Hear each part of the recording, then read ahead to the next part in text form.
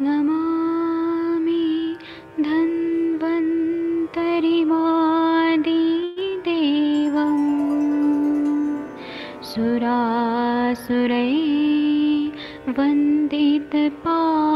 सुरासुरैर्वन्दितपादपद्मम् लोके जरामृत्युनाशं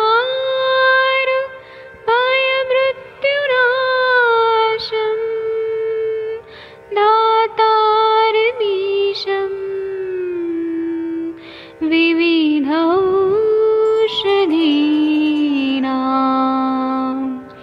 शङ्खं चक्रं जलौकां दधतं मृतघटं चारुतोर्भिश्चतुर्भिः सूक्ष्मस्वच्छादिरुद्यं शुकपरिविलसन् मौलिमम्भोजनेत्रम् कालाम्बोदोज्ज्वलाङ्गं कटितटविलसत् चारुपीताम्बराढ्यं वन्दे धन्वन्तरिन्तं निखिलगदमिव प्रौढदावाग्निनीलम्।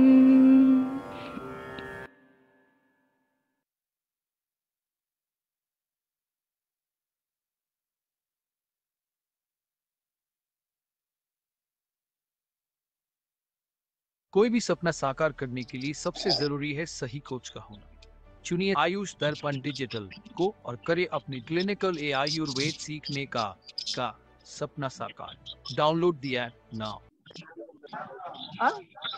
फाइन हमरा लगबे करो टाइम 2-3-4 दिन रुकू डाल दे छी हम ऑनलाइन डाले mute your mic please, mute कर लीजिए अपने अपने माइक को।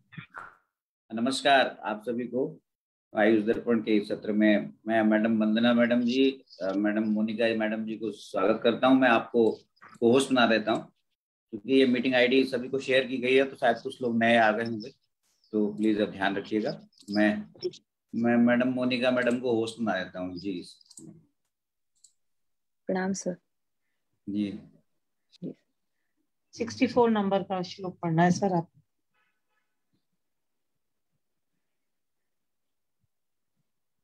सलिलस्य सर विजिबल है ना सर? हाँ विजिबल है मैडम जी।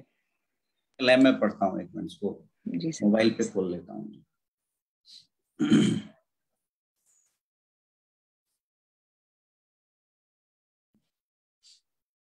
अष्टांग हृदय की चिकित्सा के जितने भी अब तक के लेक्चर्स हुए हैं वो सभी यूट्यूब पे अपलोडेड हैं। आपको प्लेलिस्ट भी शेयर कर दी गई है, आप उसको किसी को भी आप भेज सकते हैं। ये 64 नंबर का सूत्र पढ़ना है ना? जी सर। सलिलस्य वहे पक्त्वा प्रस्थाम अर्ध अभया त्वचाम प्रस्थम धात्रया दशफलम कपित्थानाम ततो अर्धतः विशालाम रुद्र मरीच कृष्णा वेल्लेल्लेवा वालुकम द्विपलांसम पृथक पादे दशेशे पूते गुड़ातल तुले दत्वाम प्रस्थम च धाताक्याः स्थापे धृत भाजने पक्षात् शीलोत अरिष्ट करुत अग्निः निहन्ति च गुदज ग्रहणी पांडु कोष्ठक उदर गर ज्वरान सवेथु प्लीह हृदय रोगम गुल्म यक्ष्म वमिक्रमम कृमन। यहाँ बताया है कि आप अभ्यारिष्ट कैसे बनाएं। 4 द्रोण जल में आधा प्रस्थ हरण का छिलका, 1 प्रस्थ गुठली और आगे गुठली रहित आंवला, 10 फल कैथ के फल, 5 फल इंद्रायण के फल, लोद्र मरीच पीपल वायविडंग और एलुआ, इन सबको 2-2 फल डालकर पकाएं। 1/4 जल रहने पर छान लें। उसमें 2 तुला गुड़, 1 प्रस्थ धाय के फूल, इन सभी द्रव्यों को भीतर से घी चुपड़े हुए मिट्टी के घड़े में डालकर उसका मुख बंद कर दें। 15 दिन इसमें लिखा मुख बंद कर दें। गर्मी में 15 दिन, जाड़े में 1 मास बीत जाने पर इसे छान कर साफ पात्र में रख लें। अभयारिष्ट तैयार है। वाह! ये जठराग्नि को बढ़ाता है। अर्श गृहिणी रोग, पांडु रोग, कुष्ठ, उदर रोग, गर्भ विकार, प्लीहा रोग, हृदय रोग, गुल्म, क्षय, वमन और कृमि रोगों का नाश करता है। कितना बढ़िया योग बता दिया जी मैडम। जी सर, थैंक यू सर। मैं टीका ले आती हूँ जी। एक्चुअली अभ्यारिष्ट जो है वो सब प्रकार के अर्शों में और 8 प्रकार के उदर रोगों में और मल मूत्र के विबंध यानी कॉन्स्टिपेशन में या मूत्र की रुकावट हो या विबंध हो और अगर अग्नि कम हो तो पाचक अग्नि को अत्यंत ये अभ्यारिष्ट प्रदीप्त करता है। तो हम लोग यहाँ पर अर्श में अभ्यारिष्ट को पढ़ रहे हैं। अब इसका टीका।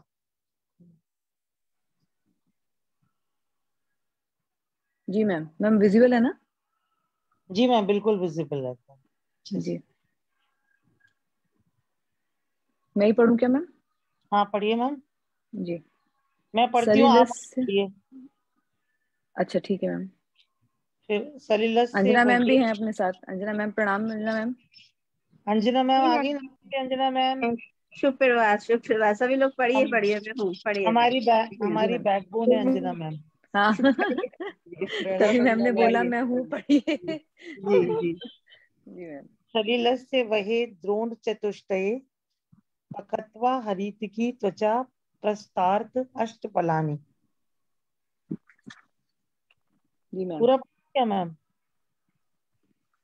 नहीं मैम ठीक है, आप ऐसे भी पढ़ सकते हैं और पूरा भी पढ़ सकते हैं, जैसे आपको ठीक लगे वैसे पढ़ लीजिए। अभी थोड़ा थोड़ा पढ़ते हैं। जी। तो इसमें यही बोला मैम, इसलिए ऊपर वाला ही है, सलिल से बहे दोष्ट चतुष्टय, मतलब 4 प्रस्थ, 4 द्रोण जल और पक्त्वा हरित की त्वचा प्रस्थार्ध और आधा प्रस्थ हरित की हाँ लड़का त्वचा या हाँ उसका छिलका अष्टपलानी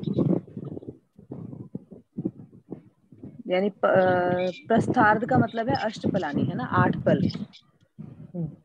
आमलक दलाना प्रस्थ और 1 प्रस्थ आंवले के गुठली रहित आंवला, गुठली रहित आंवला। कपित्थस्य पलानी 10 और 10 पल कपित्थ। तत् कपित्थात अर्धेन विशाला पंचपला। वहां पे कपित्थ का मतलब है 10 पल कैश पेपर। आधा विशाला पंचपल।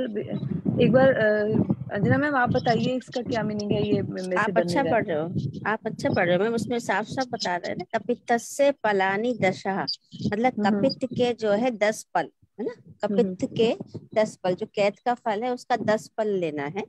और उसके बाद ये बोल रहे हैं कि अर्धेन विशाला पंचपला, मतलब उसका आधा, है ना, उसका आधा। इंद्रायण, इंद्रायण और जो विशाल है, विशाला को इंद्रायण भी बोलते हैं ना।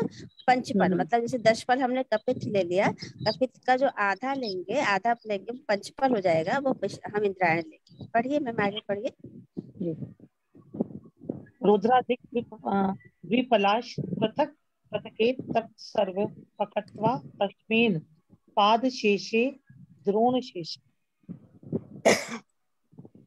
हाँ, तो इन्होंने यही बता दिया कि हम लोग आग विशाला के बाद ही लिख रहे हैं श्लोक में, रौद्र मरीच कृष्ण, है ना। तो यहाँ हिंदी में भी पढ़ सकते हैं, रौद्र मरीच पीपर बायबिडंग और एलुआ, ये 5 चीजें हमको जो लेना है, इन्होंने यहाँ बता दिया है कि ये द्विपल, है ना, द्विपल की मात्रा में अलग अलग, जो सबकी मात्रा जो है वो द्विपल लेना है। 2-2 पल सबको हमें अलग अलग लेके उसमें पृथक पृथक पक्वा तस्मिन, मतलब हमको उसको साथ में पकाना है। और फिर वो बोल रहे हैं पाद शेषे, मतलब द्रोण शेष, जैसे हमने यहाँ पे लिया था चतुष्ट 4 द्रोण लिया था, तो जब 1 द्रोण वहां रह जाता है ना, तो चौथाई जल रहने पर गालिते पूते गालिते चास्पित, है ना। पढ़िए आगे पढ़िए, क्लियर हो गया? उसको छान लें। जी मैम, जी मैम। रुद्राधिक विपलाश पृथक पृथक देत्सर पकत्वा तस्मिन् पाद शेषे द्रोण शेषे पूते गालिते तास्मिन् गुणातुले द्वे तत्वा धातक्वा प्रस्थ च ततो कृत रूढ़े भाजने स्थापयेत्।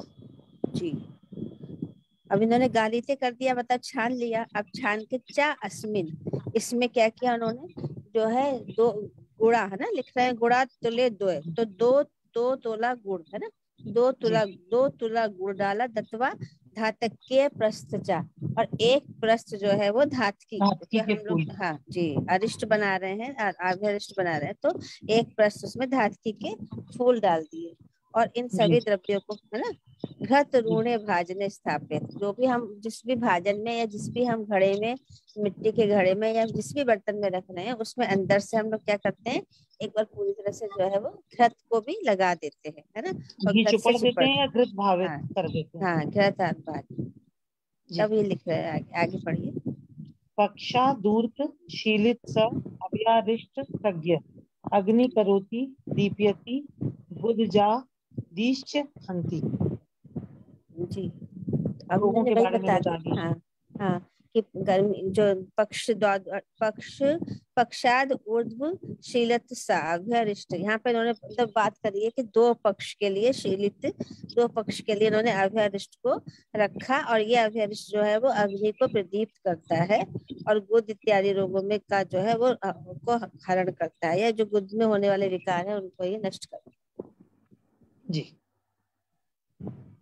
जी मैम, एक मतलब ये तो 15 डेज या 3 डे का पड़ा था। हाँ एक माह जाड़े में, एक माह क्योंकि गर्मी कम रहती है, और गर्मी में तो जल्दी पक जाएगा, जल्दी तैयार हो जाएगा, तो 15 दिन, और जाड़े में एक माह बीत जाने पर इसको छानकर साफ बर्तन में रख लें, और फिर उसके बाद इन इन लोगों में हम इसको दे सकते हैं, जो कि हमारे 8 प्रकार के उदर रोग हो गए, और सारे प्रकार के अर्शों में, और किसी भी प्रकार के मल मूत्र के रुकावट में, और अग्नि को प्रदीप्त करने के लिए। जी जी मैम, टीका इसकी खत्म हो गई, अभी ये दूसरा 68-69 पढ़ना है श्लोक में। अभी हमारे पास बहुत लोग हैं, मैडम किसी से भी बोल दीजिए। पढ़ू मैं नमस्कार हाँ, रंजना मैम। पढ़िए मैम। नमस्कार वाह, नमस्कार। मैं वो नमस्कार। बेटे को ड्रॉप करने जा रही थी मैम, आप प्लीज पढ़िए। नमस्कार। हाँ, मैं उषा मैम पढ़ती हूँ। हाँ, जल द्रोणे पचेदंती दस्मूल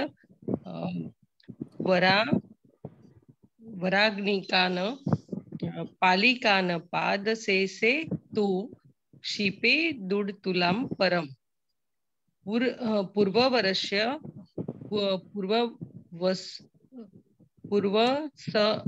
सर्वमस्य स्यादनुलोमि तरस्तत्ययम्।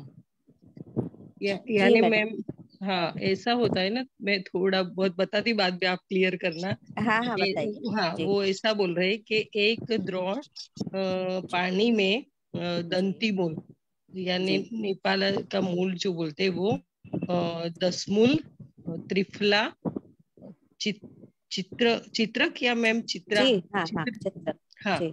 वो सबको सभी को 4-4 तोला लेना है, और बाद में उसको उबाल के चौथा 1/4 पार्ट ना मैम, 1/4 हाँ पानी रहता है, उसको फिर छान के 400 तोला गुड़ डालना है। फिर अभ्यारिष्ट के वो मामूम नहीं मैम, इससे आप क्लियर कीजिए। एक्चुअली मैम, जैसे अभी हम लोगों ने ना अभ्यारिष्ट पढ़ा, अब हम लोग जी। पढ़ रहे हैं दंत्यारिष्ट, है ना। दंती जो हम लोग, हाँ अच्छा, दंत्यारिष्ट मतलब, हाँ तो दंत्यारिष्ट की कैसे कैसे बनाया जा रहा है, तो उन्होंने बहुत अच्छे से बताया है कि जल द्रोणे, तो एक द्रोण हमने जल लिया, उसमें डाला पचेत दंती, मतलब हमने उसमें दंती को डाला, दंती की जड़ को डाला, स्पेशली दंती मूल को डाला, और उसमें क्या करा, 10 मूल आपने बताई दिया कि 10 मूल के 10 द्रव्य हमने लिए, उसमें हमने वरा मतलब त्रिफला, अग्निकांड मतलब चित्रक, है ना, तो हमने चित्रक को भी इसमें लिया, चित्रक की जड़ का स्पेशली यहाँ पर बताया गया है। इनको हमने सबने एक एक पल लिया, मतलब 4-4 तोला लिया, और एक द्रोण जल लिया था, उसमें हमने दंती की जड़ डाली, 10 मूल के 10 द्रव्य डाले, त्रिफला डाला और चित्रक डाला, और इसमें हमने इन सबको एक एक पल डाला, और फिर उन्होंने बताया पालिकान पादशेषित, जब तक हमने इनको पकाया, मन अग्नि पर इनका पाक किया, और जब ये पाद शेष रह गया, मतलब ये चौथाई जल शेष रह गया, पाद शेषेतु छिपेद तुलाम परम, मतलब फिर हमने इसको वहां पे जब इसको हमने छाना, और छान के बाद इसमें छिपेद गुण, ये छिपेद देखिए, इसको अगर संधि विच्छेद करेंगे तो छिपेद गुण तुलाम परम, मतलब हमने 1 तुला गुड़ उसमें मिला दिया, और इसके बाद हमने ढाई धाय के फूल, क्योंकि हम अरिष्ट बनाएंगे तो छिपेद तुड़ गुड़ तुलाम परम, एक एक गुड़ मिला के पूर्ववत सर्वमस्य स्याद अनुलोमित अनुलोमित तरस्वय, मतलब कि इसको फिर हमने क्या किया, चुपड़े घी का जैसे घृत से जो है वो एक तरह से कहना चाहिए कि घृत से लेपित जो हमने घड़ा लिया और उसमें हमने इसको 15 दिन तक मुख बंद करके रख दिया, और जब भली भांति संधान हो जाएगा तब उसको छानेंगे और ये दंत्यारिष्ट तैयार है। उसके सभी गुणधर्म अभ्यरिष्ट के समान है, किंतु ये उससे अधिक अनुलोमक होता है। तीक्ष्ण माना है ना, अब हरितकी को मृदु विरेचक माना है और दंती को तीक्ष्ण विरेचक माना है, इसलिए बता रहे हैं कि उससे ज्यादा तीक्ष्ण अनुलोमक होता है। अगर विबंध ज्यादा है या अनुलोमन ज्यादा चाहिए तो दंत्यारिष्ट का हम लोग प्रयोग कर सकते हैं, अन्यथा अभ्यारिष्ट अलग अलग अनेक अरिष्टों के साथ मिला के भी हम लोग यूज करते हैं और अलग से भी करते हैं। टीका पढ़ दीजिए, टीका पढ़िए। उषा मैम पढ़ेंगे, पढ़िए।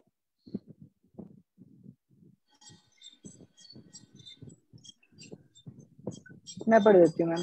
हाँ पढ़ दीजिए, पढ़ दीजिए। जलस्य द्रोणे दंत्यादीन प्रत्येके पालिकान पचेत, पादशेषे चास्मिन गुड़ातुला क्षिपेत। जल की एक द्रोण जल में दंत्यादि जो हैं उनकी सबका एक एक पल को लेकर पकाना है। पाद शेषे चास्मिन गुड़ातुला क्षिपेत, और जब उसमें से एक पाद शेष रह जाए, 1/4 शेष रह जाए, तो उसके अंदर गुड़ा 1 तुला गुड़ उसके अंदर डालना है। पर अन्यत, पर का मतलब अन्यत, सर्व मत्स्य दंत्यारिष्ट रिष्टस्य पूर्ववत अभ्यारिष्ट तुल्य धातकी परिमाण घृत भाजन स्थापन पक्षोत्तर काल पानादि स्यात्। तो इसमें बोला कि जैसे दंत्यारिष्ट की, जैसे अभ्यारिष्ट में बोला गया है वैसे ही उसी तरह से धातकी का परिमाण उसके अंदर डालना है, धाय के फूल उसी तरह से डालने हैं, और घी से चुपड़े हुए बर्तन में रखकर एक पक्ष यानी 15 दिन के बाद काल पान आदि से आत, मतलब उसके बाद वो तैयार हो जाता है। ऐसा ही ना सर मैम? जी मैम, जी मैम, जी बहुत अच्छा पढ़ा आपने। जी मैम। जी। अनुलोमिति यादि, तो यह अनुलोमन का कार्य करता है। अनुलोमित लोमी वात विबंधनुत अभ्यारिष्ट अय अथ पुनस्ततो अपि अनुलोमितर, मतलब ये बोला कि अभ्यारिष्ट भी वात विबंध को खत्म करने वाला और अनुलोमी होता है, और यह पुनः उससे भी ज्यादा अनुलोमन करता है। ऐसे ही है ना मैम? जी जी जी जी मैम। क्लियर हो गया। हम लोग दंत्यारिष्ट का भी प्रयोग मैम करते ही हैं हम लोग। हाँ, बहुत ज्यादा नहीं करते, लेकिन होता है दंत्यारिष्ट का भी प्रयोग। जहाँ पे ज्यादा अनुलोमन की जरूरत है, थोड़ा तीक्ष्ण विरेचन की जरूरत होती है, वहाँ पे दंत्यारिष्ट का प्रयोग किया जाता है। जी, दोनों अरिष्ट बनाना हम लोग को आ गया कि कैसे कैसे हमें बनाना है। इसमें जी मैम। अगर हम मेटल ले सकते हैं तो इस तरह से बनाया जा सकता है। कॉलेजों में तो सभी ने लगभग देखा होगा, हमारे यहाँ भी बनाया जाता है। हमारी फार्मेसी में, कॉलेज की फार्मेसी में अरिष्ट अभिअरिष्ट वगैरह भी बनाया जाता है, और बहुत अच्छी प्रक्रिया रहती है। और जो अपने से बनाए हुए अभिअरिष्ट होते हैं, जो फार्मेसी के आते हैं, उसका इफेक्ट भी अच्छा होता है कि मेडिसिन वगैरह थोड़ी सी अच्छे से बना के, और स्टूडेंट्स लग के बनाते हैं, उनको इंटरेस्ट रहता है, रसशास्त्र में जो पीजी करते हैं तो वो लगे रहते हैं, तो बहुत अच्छे से इसका इफेक्ट भी बहुत अच्छा आता है। अभिअरिष्ट ज्यादा बनता है। दंत्यारिष्ट का भी यूज हम लोग करते ही है, जैसा भी बात हो ही रही थी कि जहाँ ज्यादा अनुलोमन का जरूरत होता है वहाँ करते हैं। अब हम आगे बढ़ते हैं।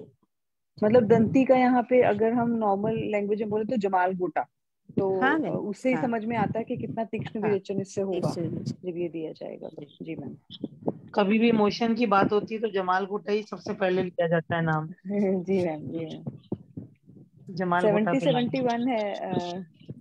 विनीता मैम है क्या? विनीता मैम पढ़ देंगे। विनीता, मीनल मैम है, आकांक्षा मैम भी है, मीनल अरे मैम आप तो है। विनीता शुक्ला मैम भी आए हैं। विनीता शुक्ला मैम कैसे हैं आप? मैं बढ़िया हूँ। बहुत टाइम बाद आए हैं आप। हाँ मैम। पढ़ेंगे मैम? हाँ जी, कोशिश करती हूँ। जी मैम। पंचे दुराल दुरालभा प्रस्थम दौड़ने अपाम प्रशस्ते सह मैम अर्थ नहीं मैं बता सकती, सॉरी। कोई बात नहीं मैम, आप पूरा श्लोक पढ़ दीजिए मैम। हाँ, दंती पाठा अग्नि विजया सावा, विजया सावा सामल विजय वासा अम्लक। हाँ अच्छा, विजया वासा है शायद, सुन पड़ेंगे है ना जी। हाँ, विजया वासा अम्लक नागरे नागरे जी। तस्मिन् सिता शतम तद अत पादस्थते अन्नच्च पूर्वत लिम्पे लिम्प एत कुंभम तु फलानि कृष्णा च चव्य चव्य जय माक्षिके। माक्षिके। हाँ जी मैम, इसका हिंदी में पढ़ूं मैम? ये हाँ, दुरालभारिष्ट है। जैसे हमने पहले अभ्यारिष्ट पढ़ लिया, दंत्यारिष्ट पढ़ा, अभी ये दुरालभारिष्ट है। दुरालभा बोलते हैं यवासा को। तो इसमें लिखा है कि एक द्रोण जल में यवासा, एक प्रस्थ, दंती मूल, इसमें भी दंती मूल भी डाला, पाठा, चीता की जड़, हरड़, इसमें भी हरड़ भी डली, अड़ूसा या वासा, आंवला और सौंठ, ये द्रव्य 2-2 पल जौ कूट करके डालकर पकाएं। जब चौथाई जल शेष रह जाए तो उसे उतारकर छान लें। उसमें 100 पल मिश्री, इसमें गुड़ की जगह मिश्री डाली गई है, एक प्रस्थ धाय के फूल डालकर फल प्रियंगु पिपली चव्य को पीसकर उसमें घी और मधु मिलाकर इनसे चुपड़े हुए मिट्टी के घड़ा में रखकर उसका मुख बांध दें। 15 दिन में संतान हो जाने पर छान कर रख दें।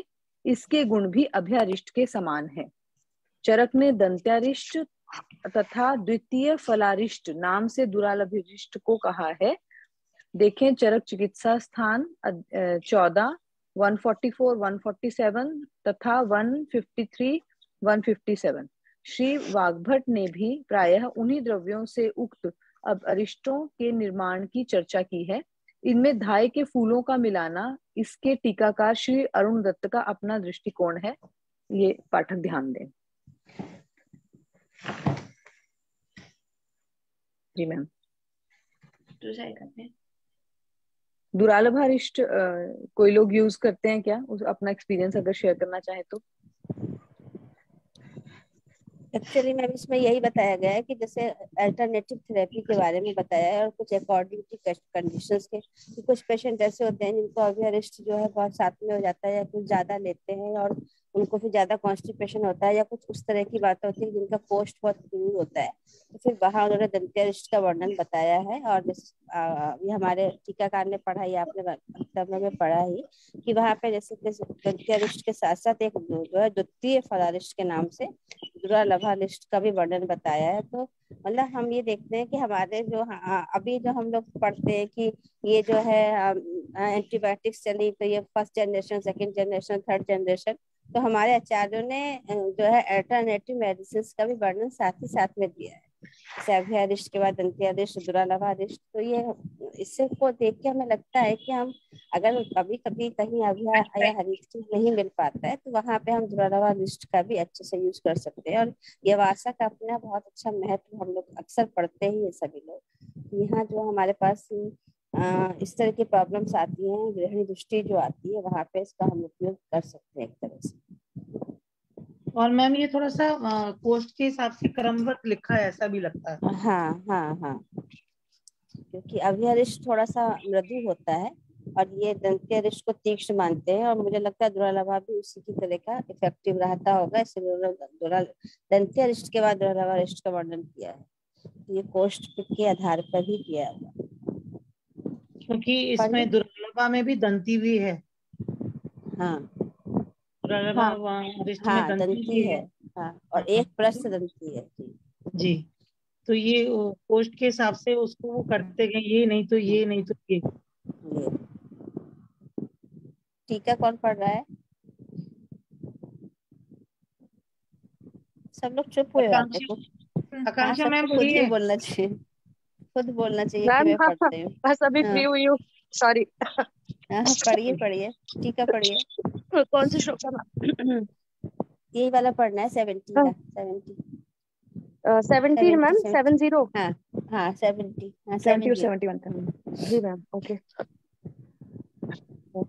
अपाद्रोणे धन्वयास धन्वयास प्रस्थ दन्त्यादिभिः द्विपलैके सह पचेत् तस्मिन् पादस्थे क्वाथे सीताया शत क्षिपेत् अन्यत् वातकी परिमाणादिक पूर्ववत् अभ्यारिष्टवत् कार्यं लिपेदित इत्यादि तु विशेषस्तु फलिन्या दिवि कुंभ लिम्पेत यत्राय निक्षिप्येत दुरालभारिष्ट इति। तो यहाँ पे दुरालभारिष्ट के बारे में बताया जा रहा है। तो इसमें बताया गया है अपाद्रोणे धन्वयास प्रस्थ, मतलब कि एक प्रस्थ, जैसे इसमें जैसे हम लोग ने अभ्यारिष्ट में लिया था एक द्रोण जल, धन्वयास और दंती, इसको द्विपल मात्रा में पकाना है। मतलब शायद क्वाथ करने का पहले जो निर्माण विधि होती है उसमें ये बता दिया गया है। उसके बाद जब ये पादस्थ यानी एक चौथाई भाग रह जाए, एक पाद जब शेष रह जाए ये क्वाथ, इन सबका क्वाथ, उसके बाद इसमें जो मिश्री होती है सीताया, इसको फिर डालना है। जैसे हम क्वाथ के बाद जब हम डालते हैं तो इसके बाद उसको शिपेट यानी फिर उसमें सीताया उसको डालना है। अन्यथ वातका प्रमाणादिक, मतलब इससे पहले जो वातादि प्रमाण वातकी प्रमाण, इसका मैम ये मेरे को रेफरेंस धातकी मैम, धातकी अच्छा धातकी, ओके सॉरी जी जी। तो अन्यत धातकी प्रमाण, तो धातकी का जो इससे पहले हमने अभ्यारिष्ट में प्रमाण बताया गया है उसी के समान हमको इसमें भी धातकी का प्रमाण लेना है, जैसे हमने अभ्यारिष्ट में इसके बारे में पढ़ा है। और इसके बाद लिम्पेट इत्यादि, इसका क्या मतलब है? लिम्पेट घी लिपटे हुए घड़े में, अच्छा, उसी तरीके से इससे पहले जो जैसे हमने पहले पढ़ा था, बताया ठीक वैसे ठीक ही। हाँ हाँ जो वैसे ही। लिपेट हाँ जी। कुंभम, यानी कि एक कुंभ में जो भी पात्र लेना है उसमें घी को लिपटा के उसके बाद फिर इसको उसमें छोड़ देना है। मतलब मतलब जो हम विधि बोलते हैं, मतलब जिसकी फर्टिलाइज उसकी क्या बोलते हैं, फर्मेंटेशन। हाँ फर्मेंटेशन की जो हम विधि बोलते हैं, उसके बाद फिर उसको शेष रहने के लिए वैसे के मतलब बिना हिलाए उसको छोड़ देना है। विशेषस्तु फलिन्यान लिपिहि कुंभ लिम्पेत यत्राय निक्षेपेत दुरालभालिष्ट, मतलब उसके बाद इसी तरह से उन्होंने बताया है कि इस प्रकार की, ये लास्ट लाइन मैम मुझको समझ में नहीं आई, मतलब इस तरीके से दुर्लभालिष्ट हमको प्राप्त हो जाएगा, ऐसे ही बता रहे हैं क्या? एक्चुअली मैम ना यहाँ पे ये बोल रहे हैं कि जैसे अभ्यारिष्ट हमने बनाया था, पूर्ववत अभ्यारिष्टवत कार्यम, जैसे अभ्यारिष्ट में हमने बनाने की विधि बताई थी लिम्पेत इत्यादि, मतलब जैसे हमें उसमें जो है लेपन वगैरह करना है स्पेशली विशेष रूप से, तो विशेषस्तु फलिन्यादि भी कुंभम लिम्पेत, मतलब हमको उसमें क्या करना है, कुंभ को जिस बर्तन में हमको बनाना है उसको वहां पे लेपन क्रिया करना है।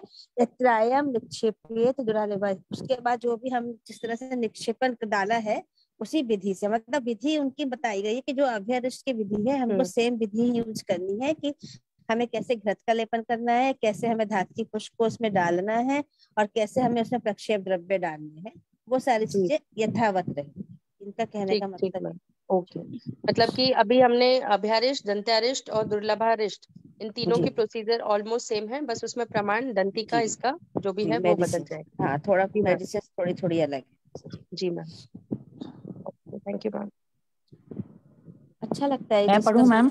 हाँ पढ़िए पढ़िए पढ़िए पढ़िए पढ़िए मैम, आगे आके बोलना ही चाहिए कि मैं पढ़ूं, अच्छा लगता है जी।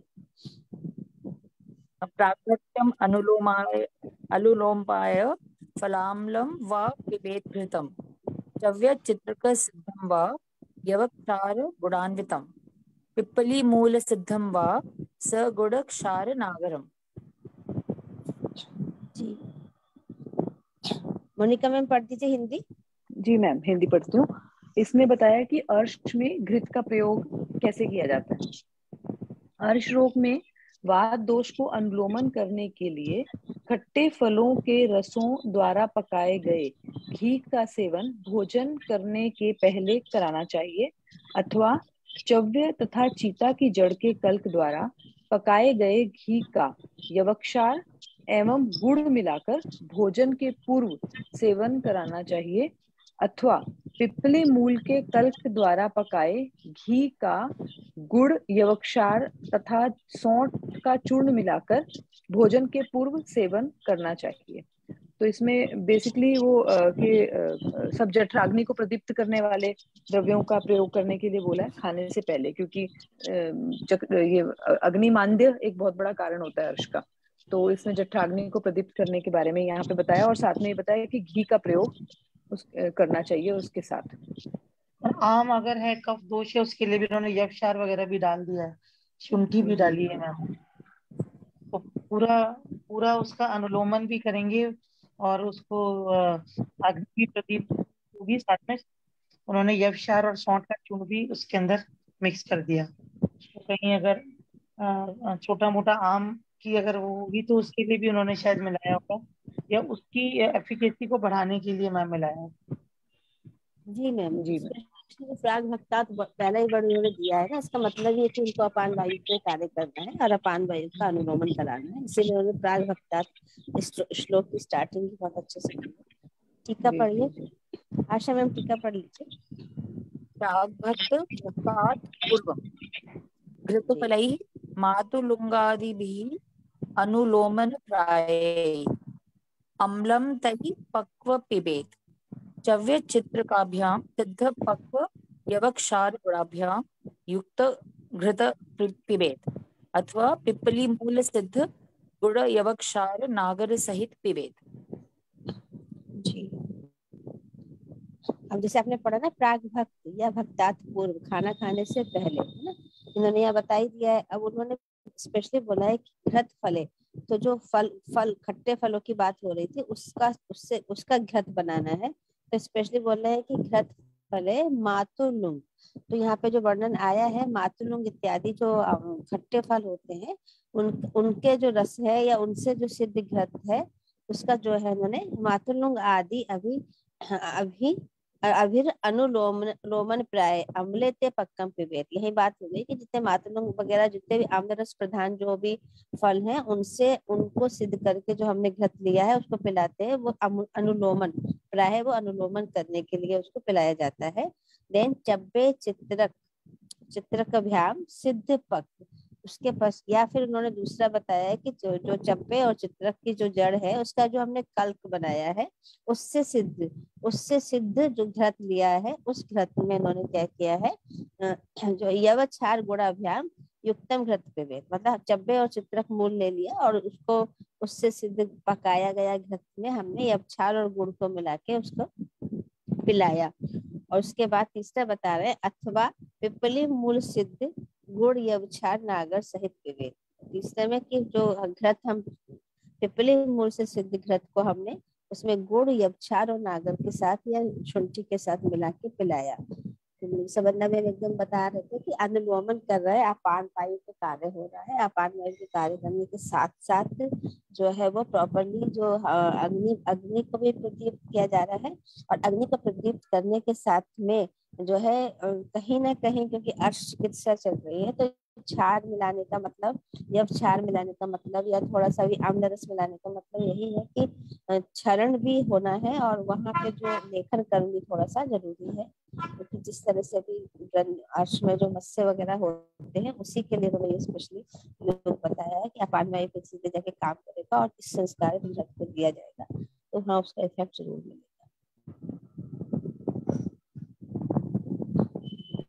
जी मैम, इसको यूज कर सकते हैं, है ना, इसको आराम से यूज किया भी जा सकता है। जैसे क्या कहते हैं घृत में हम लोग जो प्रकार के ट्रे वगैरह सबके पास रहता ही है, सब लोग रखते हैं, उसके साथ अगर पका के थोड़ा गुड़ सौंठ और अगर हम ये क्षार मिला के पेशेंट को दें एक अच्छी कल्पना बनकर आएगी और अलग कल्पना है।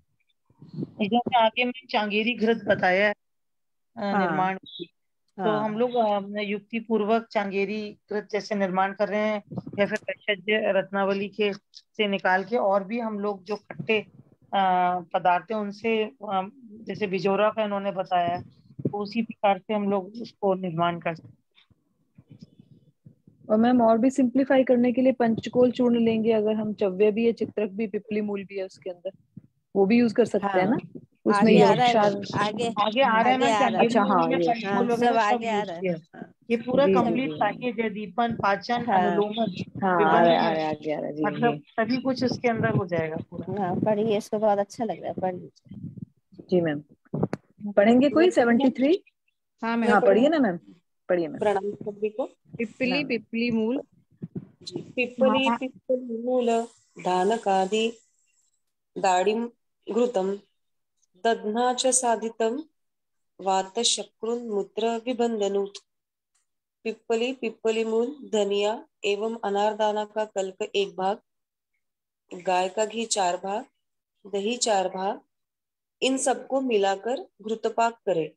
यह घृत वात, मल तथा मूत्र की रुकावट को हटाता है। जी मैम। जी मैम, थैंक यू। इसके साथ साथ टीका भी पढ़ी दीजिए मैम।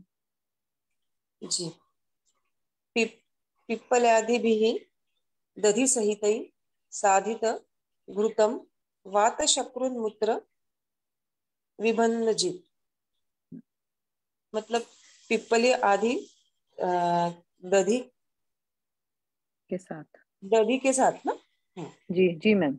हाँ, जो ये सिद्ध घृत है वो वात, मल और मूत्र के इनकी विबंध को रुकावट को जीतता है। दूर करता जी जी है ना, मैम, ऐसा ही है सर। बिल्कुल मैम, यही मीनिंग है। एक्चुअली मैम जो अभी आपने पढ़ा ना, बहुत उसमें एकदम साफ साफ बताया, जब भी आपने उसका श्लोक जो पढ़ा था कि पिपली, पिपली मूल, धनिया और अनारदाना, है ना, ये चारों चीजें को लिया गया और इनका जो कल्प लेके एक एक भाग इनका कल्प बनाया गया, और उसके बाद जो है इसमें गाय का घी 4 भाग गाय का घी मिलाया गया और दही का भी 4 भाग मिलाया गया, और फिर इनको इनका जो है पाक किया गया। जब ये पूरी तरह से पाक हो जाता है, घृत मोक्षण हो जाता है, तो इस घृत को अगर हम जो है पेशेंट को देंगे तो वो वायु का भी अनुलोमन करेगा, मल का भी अनुलोमन करेगा और मूत्र का भी जो है वो अनुलोमन करेगा। मतलब कि वो कहीं भी जो संग होगा या रुकावट होगी उसको हटा देगा। तो यही इन्होंने साफ साफ बता दिया है कि जो पिपली पिपली मूल हमने आपने जो पढ़ा कि पिपली आदि, मतलब पिपली पिपली मूल, धान ये जो धनिया और अनारदाना, ये चारों चीजें कितनी स्पेशल है, इनसे घृत को साबित किया। और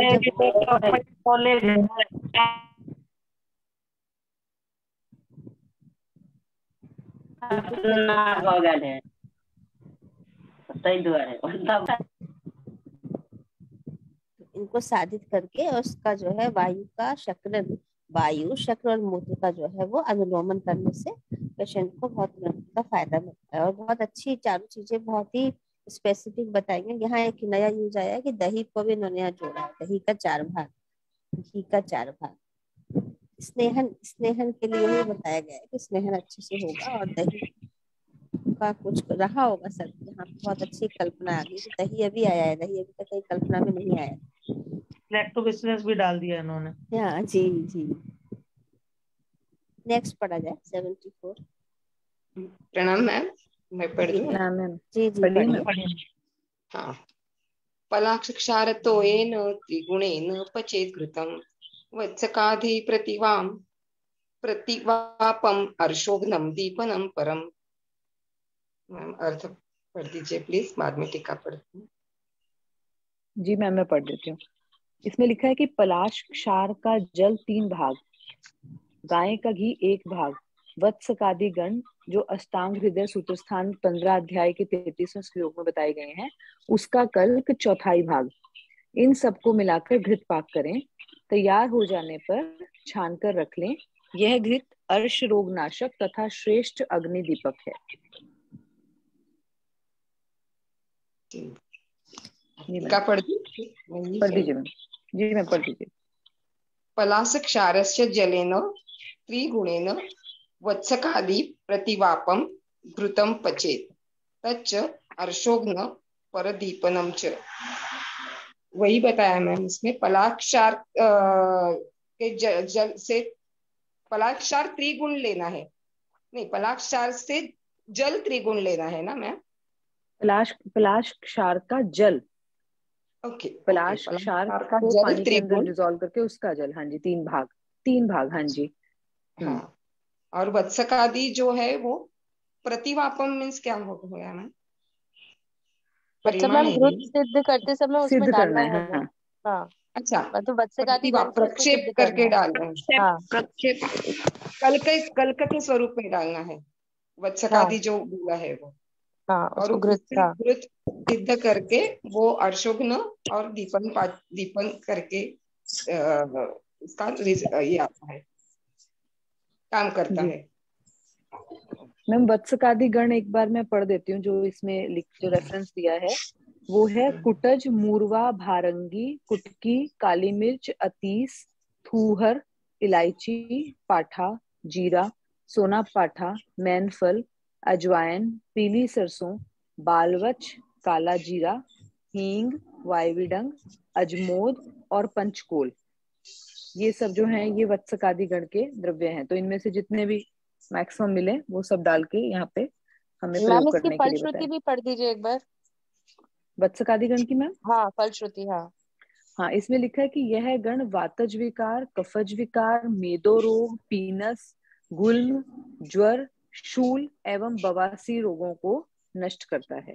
तो इसकी फलश्रुति में भी लिखा ही है कि ये जो है अर्श रोग में काम करता है। और उसके अलावा गुल्म, पीनस, शूल, वातज विकार और कफज विकार और ज्वर, इनमें भी ये कार्य करता है। जी मैम, इस पे कुछ ऐड करना है क्या किसी को? अन्ना मैम, आप कुछ इसमें ऐड करेंगे या वरना मैम? ठीक है मैम, एक्चुअली मैं, कंप्लीट है। हाँ बहुत अच्छे से आपने बता दिया, और बस शादी का गढ़ के बारे में भी आपने सब बता दिया, ये बहुत अच्छे से हो गया यहाँ पे। ये सब ठीक जी है, मैम, एकदम बढ़िया से मैडम ने पढ़ दिया और आपने क्लियर कर दिया है। अब नेक्स्ट पढ़ा जाए, ठीक है। मैम, अगर इसमें हम लोग अभी देखते आ रहे हैं मैम, तो मतलब कितने अच्छे से अगर हम एक पूरे ट्रीटमेंट प्लान में देखें तो हमारा एक घृत सिद्ध जरूर होना चाहिए, आसवरिष्ट जरूर होना चाहिए, एक चूर्ण दीपन पाचन के लिए, मतलब वैसे तो अग्नि कर देती है, लेकिन एक आम पाचन करके अगर ये तीनों चीजें हम करते हैं और साथ में एक अनुलोमन के लिए दे देते हैं, तो एक ही पूरा ट्रीटमेंट प्रोटोकॉल हम अपने पेशेंट में सेट करके ये चारों चीजें लगा दे सकते हैं। और उसमें भी अपना एक के बाद एक दूसरे ऑप्शन हमारे पास दे दिए हैं, अरिष्ट के, घी के, तो इसमें से कुछ कुछ हम लोग समय समय पर उसमें चेंज करके पेशेंट में लगा सकते हैं अपने। अब जैसे मैं इन्होंने ये बताया था ना, पिपली पिपली मूल धनिया अनारदाना, है ना, ये तो मतलब जैसे सिंपल पेशेंट को जो हम डाइट बताते हैं, डाइट में भी हम इसको ऐड कर सकते हैं। इसमें ऐसा कुछ भी नहीं है कि जो पेशेंट डाइट की तरह से ना ले पाए और इस तरह जी के घृत मैम, मिला के वो किसी चीज के भी साथ खा सकता है, तो पेशेंट को बहुत अच्छे से रिलीफ मिलेगा। बिल्कुल मैम, मतलब इसी को मिक्स करके पेशेंट अपने घर में भी जी, ले ले। बिल्कुल हाँ मैम। डाइट में ऐड ऑन कर दे। जी मैम, 75 है ना, पढ़िए। हाँ जी, पढ़ा जाए मैम। आगे कोई पढ़ना चाहेंगे? 75, 76 पढ़िए मैम। मीनल मैम से पढ़वाइए मैम। हाँ, अभी ये विनीता मैम पढ़ रहे थे ना। अच्छा, मीनल मैम पढ़ रहे हैं, पढ़िए मैम, पढ़िए। पंचकोल अभ्याचार यवानी विड सैंधवे स पाठा धान्य मरीचे स विल्वे आदि स विल्वे धी धी मृतम दधी दधी दधी दधी हाँ, दधी मृतम। ठीक है। साधयेत तज्यत्यासु गुद वंक्षणे वेदनाम प्रवाहिकाम गुदभ्रंशम मूत्रकृच्छम परिश्रवणम। Yes ma'am. जी मैम, हिंदी पढ़ा जाए इसका मैम। इसमें मैम लिखा है हिंदी मैम पंचकोल। पढ़िए। हाँ, पंचकोल, पिपली, पिपला मूल, चव्य, चित्रक और सौंठ, हरड़, यवक्षार, अजवायन, बिड नमक, सेंधा नमक, पाठा, धनिया, काली मिर्च तथा बेलगिरी, इन सबका कल्क 1 भाग, गाय का घी 4 भाग, दही 16 भाग, इन सभी द्रव्यों को मिलाकर यथाविधि घृत पाक करें। तैयार हो जाने पर इसे छान कर रख लें। यह घृत गुद तथा वंक्षणों की पीड़ा, प्रवाहिका, गुद भ्रंश, कांच का निकलना, मूत्रकृच्छ तथा परिस्रव, झाग युक्त मल का निकलना, इन रोगों को नष्ट करता है। तो इसका तो मल्टीपल यूसेज बता दिया कि पीड़ा में भी, प्रवाहिका में भी, और गुदभ्रंश में भी, मूत्रकृच्छ में, या फिर झाग युक्त मल अगर निकलता है तो उसमें सब में ये कार्य करता है। मैम उसमें द्रव्य भी तुमने बहुत सारे मतलब बहुत अच्छे द्रव्य लिए, पंचकोल, बहुत अभिया, अच्छे। यवानी, विड नमक, बेलगिरी भी हो गंधक गया ना नमक, मैम। हाँ, हाँ पाठा, हाँ, बेलगिरी भी मतलब हुआ। उन्होंने आम पाचन के भी और वातानुगमन के सारे ही दीपन पाचन के द्रव्य उन्होंने बिल्व भी लिया है, तो वो सभी जी उसमें सभी दोषों को अच्छे से वर्क किया है। हाँ, तीनों दोषों को ध्यान में रखते हुए ऐड किया है ना मैम सभी। हेलो। बिल्कुल मैम, बिल्कुल मैम, आ रही है आवाज। हाँ मिनल मैम, ये जो ददी बोल रहे हैं ना, तो ददी अभिसंधि गुण का रहता है ना, तो हम तक्र यूज करते हैं अर्श में, तो इधर ददी जो दिया है वो ददी का ऊपर का पानी लेना है या पूरा ददी लेना है? मैम ये तो दही हम में घृत लिखा सिद्ध है, कर रहे हैं ना, हाँ सिद्ध हो जाएगा ना तो उसके बाद। घृत सिद्ध में दही से हमको तो उसकी अम्लता लेनी है ना, तो इसलिए और सिद्ध करने के बाद वो पूरा जो दही होता है वो ऑलरेडी वो उसमें एब्जॉर्ब हो जाता है, वो पूरा उसका जो कंटेंट्स होते हैं वो पूरे निकल जाते हैं, और आपके पास शेष जो रहता है वो सिर्फ क्वाथ से सिद्ध जो आपके पास घृत बचता है वही। जैसे अभी जो शेयर किया था ना अंजना मैम के प्रोत्साहन से, जो हम लोग ने अभी मतलब जो ये शतावरी का जो मैंने तेल बनाया था उसमें भी ऐसे ही रहता है कि जब हम अम्ल द्रव्य का यूज करते हैं उसमें तो वो फट जाता है, या तो फटेगा, और कहीं कहीं पे हमने घृत ही यूज किया है, तो घृत के पूरे कंटेंट्स वो जब आप तेल सिद्ध करेंगे तो आपके पास तेल ही तेल बचेगा, वो बाकी सारी शेष वो एकदम कल्क की तरह बन के वो हट जाता है घृत सिद्धि में, तो इसमें उससे कोई दिक्कत नहीं है। हाँ, ददी के गुण इधर से नष्ट होते हैं क्या? घृत सिद्ध क्या मैम? दही का पाचन हो रहा है ना मैम, उसको हम पचा रहे हैं, उसको हम पका रहे हैं घृत के साथ, तो उसके हमें संस्काराभिवर्धन मिल हो रहे गया हैं, ना मैम। संस्कार हो गया उसका, हाँ उसके हाँ गुण हाँ। हमें मिल रहे हैं, लेकिन उसका जो विष्टम्बी जो वो आम बढ़ाने अभिसंधि। वाला अभिसंधि गुण जो होता है वो खत्म हो गया। ओके, अब यहाँ पे आप धनिया मिला दे रहे हो, काली मिर्च मिला दे रहे हो, पाठा मिला दे रहे हो, है ना मैम, अजवाइन मिला दे रहे हो, खरीद की, तो वो उसी के साथ तो पाचन पक्व हो रहा है ना, अकेले तो नहीं पका रहे हैं ना उसको, तो वो सारे जो द्रव्य हैं उसका कहीं ना कहीं संस्कारित हो जाएगा ना, और उसके बाद वो जो घृत बन के आएगा है ना, उसको उस घृत को यूज किया जाएगा, तो कहीं ना कहीं वहाँ दही में ऐसी स्पेशलिटी है जो अर्श में इफेक्टिव है। देखिए 2-3 कल्पना जो है यहाँ पे दही की कल्पना बना दी गई है, ये एक रिसर्च का टॉपिक भी हो रहा है ये कि ये इसमें मैं बोलने ऐसा। वाली थी मैम कि हाँ दही क्यों ऐड कर रहे हैं, मैम थोड़े एक्चुअली से बार-बार अम्ल दही गुण, यूज कर। मैम अम्ल गुण पैदा करता है ना, अम्ल गुण जो हम लोग देखते हैं, जैसे हम शुक्र है, हम लोग चांगेरी देखते हैं, ये सारी चीजें पेन को एब्जॉर्ब करती है, मतलब पेन को कम करती है, तो जी यहाँ पे हमने उसी दही का अम्ल गुण लेते हुए अपने औषधियों को सिद्ध करके उस अम्लता को लिया है, तो जहां और तक है तो वो सबसे वेदना ज्यादा शमन के लिए बहुत मात्रा अच्छा काम करेगा। और ज्यादा दही में, मात्रा में लिया है ना सबसे, हाँ मैम, लेकिन 16 उसमें भाग, दही 16 दही भाग। में खाली अभिसंधि ही नहीं होता ना, दही का भी और भी, दही के जो हम लोग पढ़ाई करके आए हैं सूत्र स्थान में, तो दही के बहुत अच्छे अच्छे लक्षण और भी माने गए हैं, अगर वो अभिसंधि कारक है उसके साथ साथ दही में और भी बहुत कुछ चीजें ऐसी हैं इसका इफेक्ट मिलेगा, तो वही मैंने कहा एक रिसर्च का टॉपिक है कि यहाँ पे दही को उन्होंने इतने अच्छे से एड ऑन किया है, इन सारी मेडिसिन के साथ संस्कारित करके घृत बनाया है, तो कुछ ऐसी स्पेशलिटी होगी, नहीं तो केवल अम्ल रस के मारे या केवल अभिसंधि गुण के मारे अगर उनको नहीं है तो और भी चीजें मिला सकते थे, लेकिन दही में, अभी दही के बारे में थोड़ा सा एक बार हम लोग डिस्कस कर लेते हैं, इसकी टीका पढ़ लीजिए, छोटी सी टीका है, तो थोड़ा दही के बारे में पढ़ के फिर जी बताइए। जी मैं पढ़ूं सूत्र स्थान, मैंने दही का खोला हुआ है। हाँ हाँ बिल्कुल पढ़िए, बिल्कुल पढ़िए। हाँ, जी मैम। तो मैम लिखा हुआ है कि दही पाक व रस में अम्ल होता है, जी, ग्राही मल को बांधने वाला, गुरु पचने में देर लगाने वाला, उष्ण व बात नाशक होता है, जी, मेदो धातु शुक्र, कफ, पित्त, रक्त, अग्निवर्धक एवं शोथ कारक होता है, भोजन के प्रति रुचि को बढ़ाता है, इसका प्रयोग अरुचि में किया जाता है, तो एक तो मैम क्लियर हो गया कि हाँ इंडाइजेशन जहाँ हो ऐसा, हाँ, और अरुचि ज्यादा हो रही है तो वहां पे हो रहा है। तो जाड़ा लगकर आने वाले विषम ज्वर में, पीनस रोग में एवं मूत्र कष्ट रोगों में इसका प्रयोग हितकर है। तो एक जैसे दही को हम लोगों ने ना कहीं टैबू करने लगे हैं अभी, कि जहाँ दही कोई पेशेंट खा रहा है तो हम हर एक में उसको कह देते हैं अभिसंधि है, ये है ना, तो कहीं ना कहीं हमको थोड़ा सा एक्सपेंड करना होगा अपने आप को, कि ये नहीं सोचे खाली अभिसंधि गुण को ही हम देखें, हम और सारे गुण, इसके अच्छे गुण भी हैं, उसको भी हमें फोकस करना चाहिए। गृहिणी रोग में रुक्ष मक्खन निकाला हुआ दही हितकर होता है। जी तो शायद मैम। मुझे ये इसीलिए इसमें भी ये प्रयोग किया गया है, क्योंकि ये कहीं ना कहीं जो हम अर्श में चिकित्सा पढ़ रहे हैं और ये मूत्रकृच और प्रवाहिका बुधभ्रंश इन सब में, तो कहीं ना ग्रहणी पे भी ये काम कर रहा है। इसको शायद उन्होंने इसको कंटेंट को, और अम्ल गुण प्रधान भी है और आपका अरुचि के लिए भी है। रात में दही का सेवन नहीं करना चाहिए। उष्ण आग में तपाया हुआ दही ना खाएं। बसंत, ग्रीष्म और शरद ऋतु में दही ना खाएं। मूंग की दाल तथा उसके बड़े के बिना दही ना खाएं। मधु, घी, मिश्री से रहित दही ना खाएं। आंवले से रहित दही ना खाएं। प्रतिदिन दही ना खाएं। मंदक जो भली भांति जमा ना हो, ऐसे दही को भी नहीं खाना चाहिए। यदि इस प्रकार के निषिद्ध दही का सेवन किया जाता है तो ज्वर, रक्तपित्त, विषर्प, कुष्ठ रोग, पांडु रोग, भ्रम, चक्कर आना ये विकार उत्पन्न हो जाते हैं।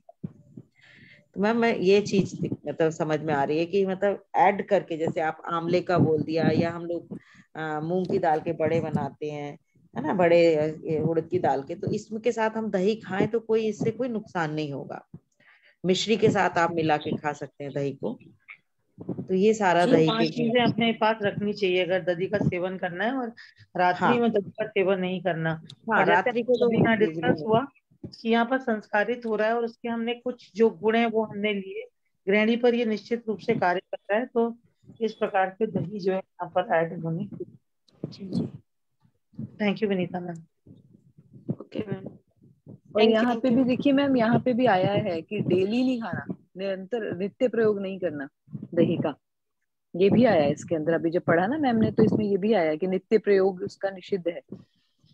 जी हाँ। और मैम सबसे बड़ी, हाँ जी मैम, आपने मतलब जो हम लोग ये बोलते हैं ना कि सीजन, किस सीजन में नहीं लेना है, तो उसमें हम लोग देखते हैं कि ग्रीष्म ऋतु में तो हमको ऋतुओं का थोड़ा सा ध्यान रखते हुए पेशेंट को बताना चाहिए ये जरूर, कि क्योंकि बहुत कॉमनली पेशेंट जो ऋतुओं के हिसाब से लेते हैं उस पर थोड़ा सा हमको फोकस जरूर करना चाहिए जी मैम, ग्रीष्म क्योंकि ऋतु में। बहुत सारे लोग जो हैं वो डेली दही खाते हैं, तो उनको ऋतु अनुसार दही बताना चाहिए बिल्कुल। हाँ, जैसे जबकि वसंत ग्रीष्म में अधिकतर लोग लेते ही लेते हैं, ग्रीष्म ऋतु में तो समझते हैं कि जैसे ये रोज ही लेने वाली चीज होती है। मैम वसंत में तो जो हमारा कोविड आया था, तो ये तो हैवॉक क्रिएट कर गया था बुरी तरीके से। वात कफत ज्वर था और वहाँ पेशेंट्स को बराबर दही का सेवन करा रहे थे। बिल्कुल तो मैम।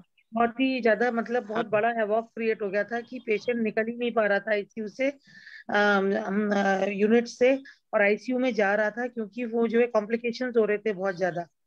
उसी समय मतलब उसी समय कोविड आया था, और सो कॉल जो मल्टी स्पेशलिटी हॉस्पिटल्स है वहां पर प्रोटीन, हाई प्रोटीन डाइट के बिल्कुल नाम बिल्कुल पर मैम।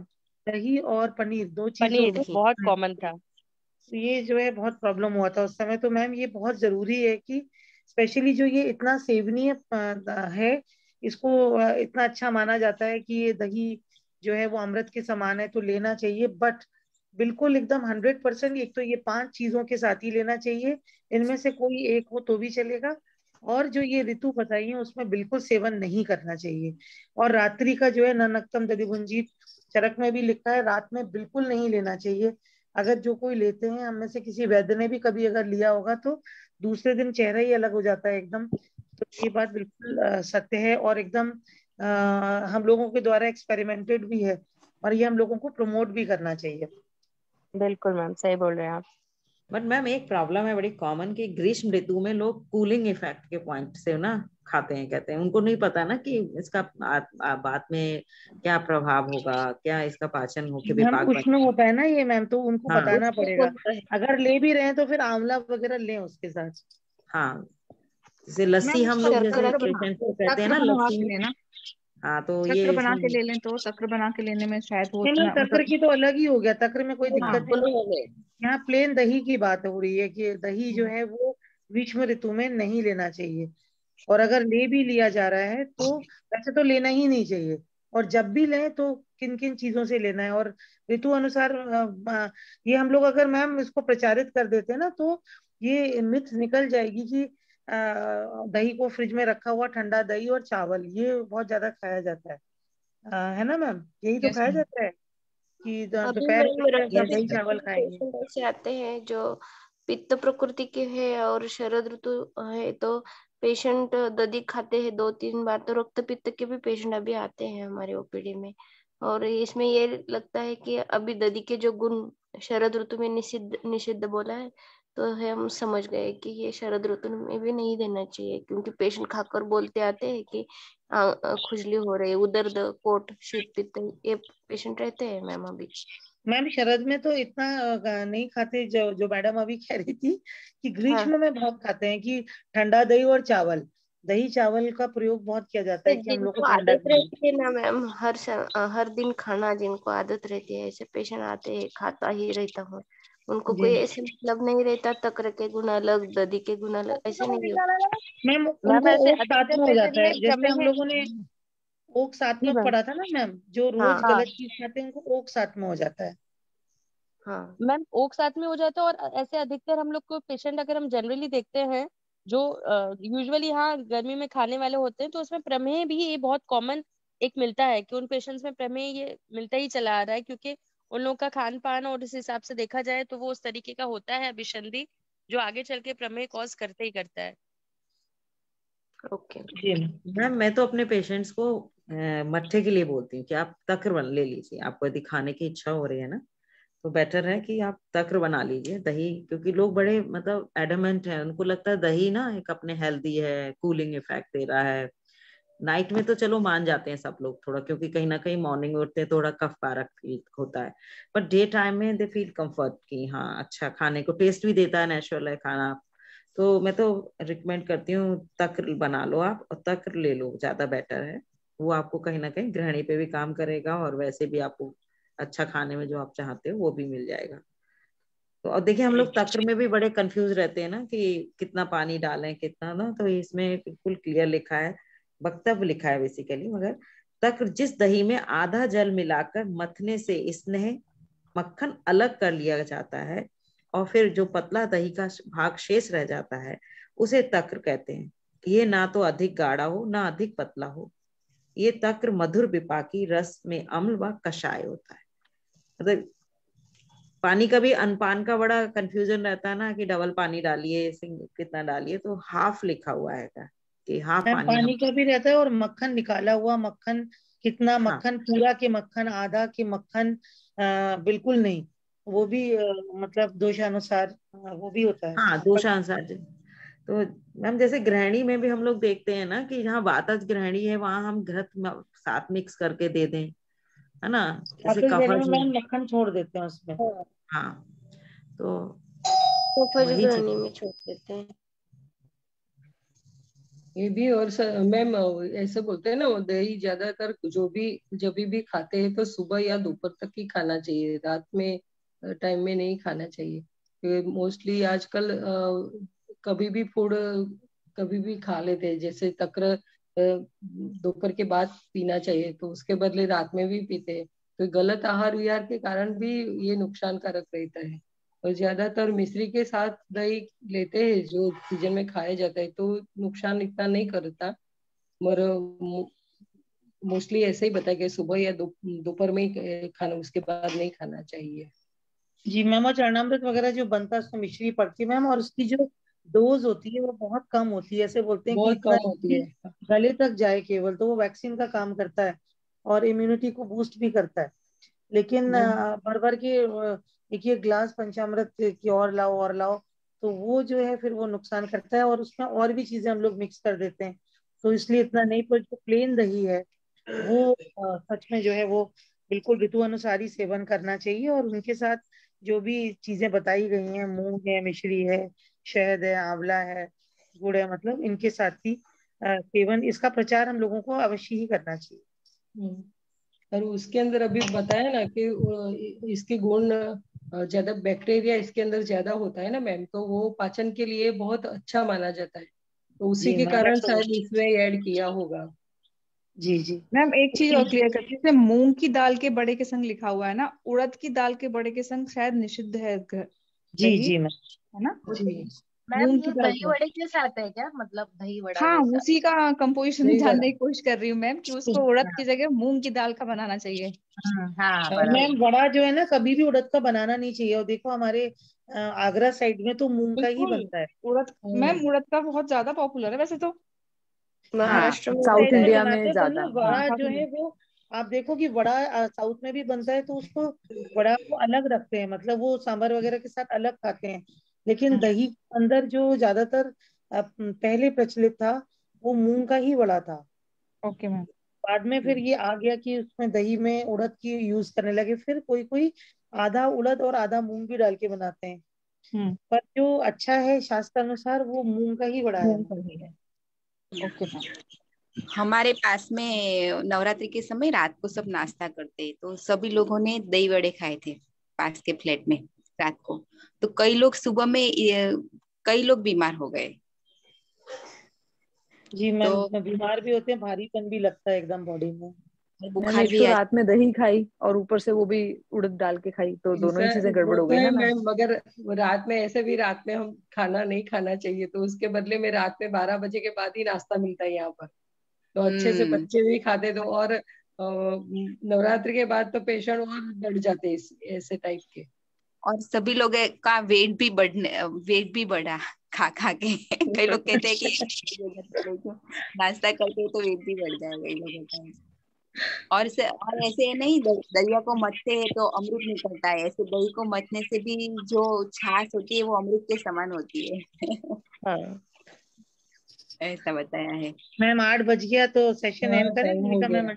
जी मैम, जी मैम, बस एक ही लाइन है मैम इसकी टीका, तो वो कल हाँ को फिर हम 77 से ही शुरू करेंगे। जी ठीक है, जी। तो पंचकोलादि भी दधि सहित घृत पचे तच्च गुदादि वेदनादीन जयति। तो वही वही सेम बात बोली है कि पंचकोलादि के साथ जो दही है उसके साथ को घी को पकाना चाहिए। ये गुदादि की वेदना आदि जो रोग बताए हैं उन सबको ये जीत लेता है। तो अब कल हम 77 से शुरू कर लेंगे मैम। जी मैम। जी मैम, जी मैम, ठीक है मैम। मैम कोई प्रार्थना करना चाहेगा, कोई भी प्रेयर? विनीता शुक्ला मैम, बहुत दिनों बाद हाँ, आप बहुत आएंगी, दिनों कोई बाद आए लाइन हैं, सुनाइए। आज तो मैम से सुनेंगे। रीता मैम कुछ सुनाइए। कोई श्लोक सुना दीजिए, कुछ भी 1-2 लाइन सुना दीजिए। जो आप डेली प्रेयर करते हैं उसी में से कुछ सुना दीजिए मैम। मैम कुछ भी नहीं याद आ रहा। तो हमें माता पिता तुम्हें सुना दीजिए हाँ। मैम।